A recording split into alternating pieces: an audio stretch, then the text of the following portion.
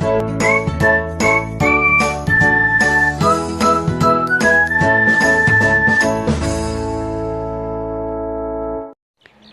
everyone, hope you all are safe at home. This is Bina Parha, your mathematics teacher.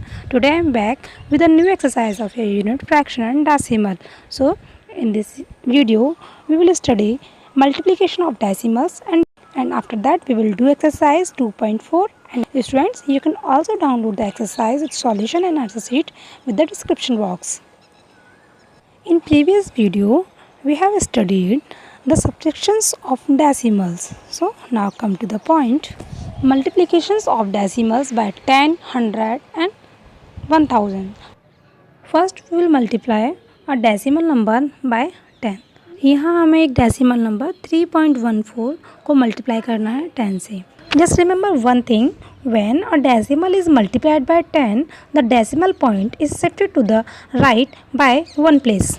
मतलब अगर मैं बहुत सरल शब्दों में कहूँ तो जब हम किसी डेसिमल नंबर का मल्टीप्लिकेशन 10, 100, 1000 जिस किसी से भी करते हैं तो डेसिमल अपने प्लेस से राइट साइड में जितने नंबर ऑफ ज़ीरोज़ होते हैं उतने ही प्लेस आगे मूव कर जाता है.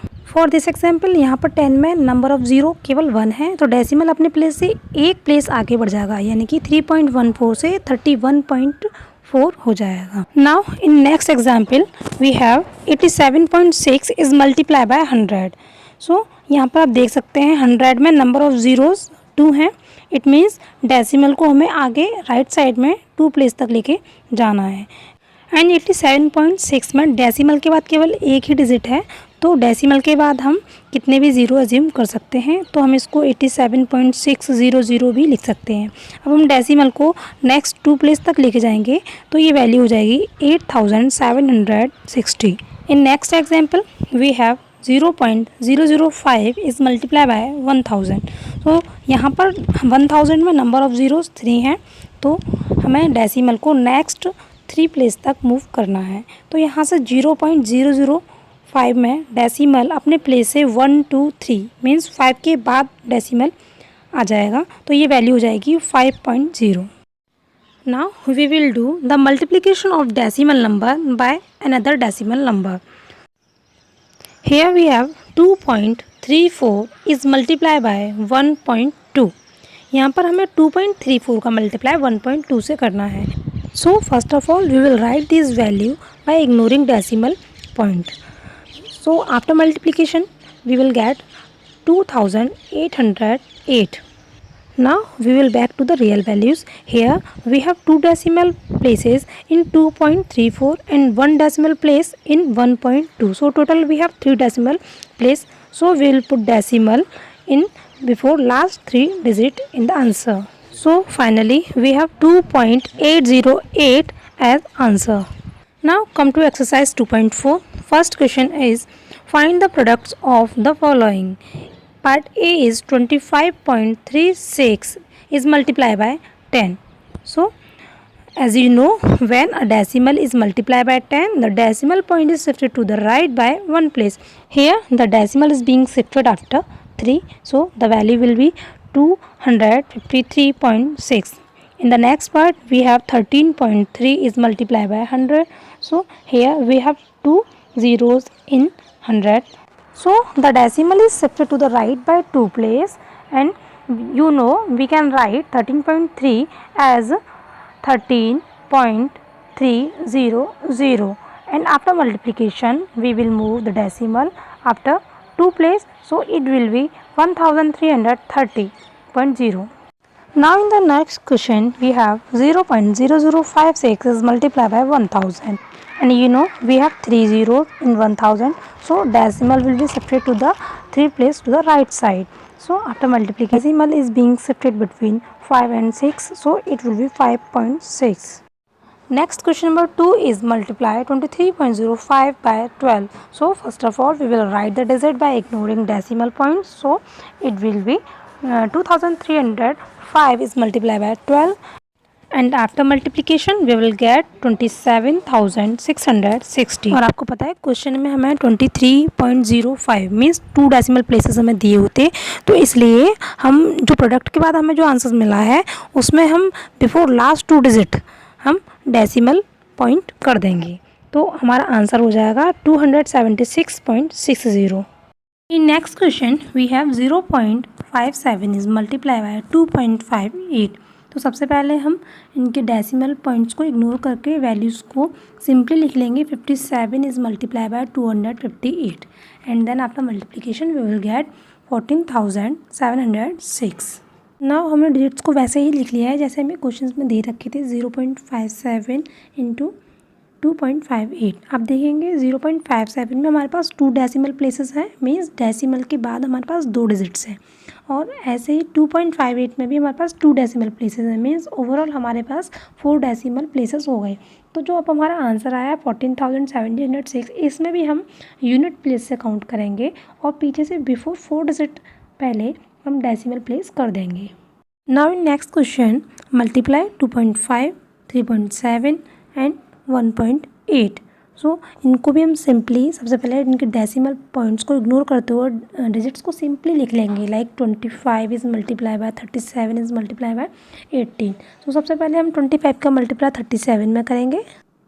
After the multiplication we will get 925। Now we will multiply 925 to 18 and after the multiplication finally we will get 16,650. So 16,650 is the multiplication of 25, 37 and 18. So अब हम digits को पहले के जैसे ही लिख लेंगे जैसे हमें क्वेश्चंस में दे रखे थे, 2.5 मल्टीप्लाई बाय 3.7 मल्टीप्लाई बाय 1.8। सो आप देखेंगे तो 2.5 में हमारे पास डेसिमल प्लेस केवल एक है, 3.7 में भी एक है एंड 1.8 में भी हमारे पास एक डेसिमल प्लेस है। सो ओवरऑल हमारे पास 3 डेसिमल प्लेसेस हो गए। तो जो हमारे पास आंसर आया है 16,650, उसमें भी हम पीछे से काउंट करेंगे और 3 डेसिमल प्लेस पर हम डेसिमल को पॉइंट कर देंगे। Now next question number 4 is a fan rotates at the speed of 123.5 rotations per minute. If the speed of the regulator is adjusted to increase the speed of the fan 3.5 times, find numbers of rotations per minute of the fan. यह question में आपको दिया गया है एक fan की speed कि एक फ़ैन 1 मिनट में 123.5 रोटेशंस में चक्कर लगाता है। अगर उसी फ़ैन की स्पीड 3.5 गुना बढ़ा दी जाए तो ये पूछा है आपसे कि वो फ़ैन 1 मिनट में आप कितने रोटेशंस कंप्लीट करेगा। So the speed of fan rotation is equal to 123.5 per minute and you know it is increasing by 3.5 times. So simply we will multiply both values. 123.5 is multiplied by 305.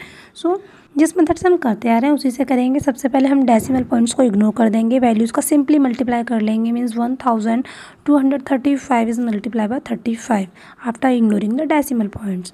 So after multiplication we will get 43,225।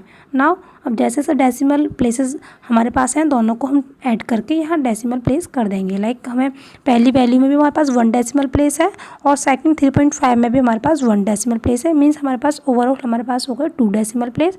So in the answer we will place decimal before last 2 digit and simply the answer will be 432.25 per minute, means it is the rotation of the fan after increasing 3.5 times of its speed. Now the next question number 6 is a motor bike goes 67.33 km on 1 liter of petrol. What distance would bike go on 3.25 liter of petrol? Means एक bike है जो 1 litre petrol में 67.33 kilometre run कर रही है and वही bike 3.25 litre of petrol में कितना डिस्टेंस कवर कर पाएगी। So the distance covered in 1 liter of petrol is equal to 67.33 kilometer and same the distance covered in 3.25 liter of petrol will be 3.25 is multiplied by 67.33. Now we will multiply both these value after ignoring the decimal point. So simply we will multiply 325 and 6,733. So after multiplication we will get 21,88,225.